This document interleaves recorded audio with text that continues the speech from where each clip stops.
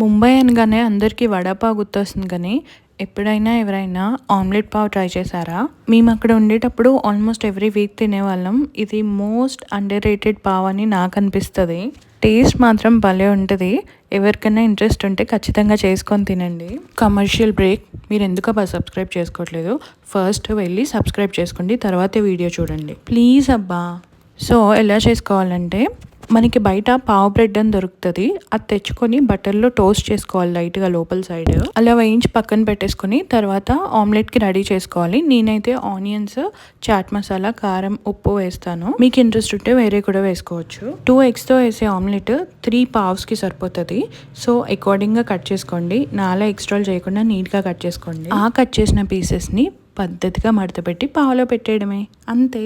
దీన్ని కెచప్తో తింటే ఇంకా బాగుంటుంది, అందుకని నేను కెచప్ కూడా యాడ్ చేసుకున్నా. సరే మరి ఉంటా అయితే, బాయ్.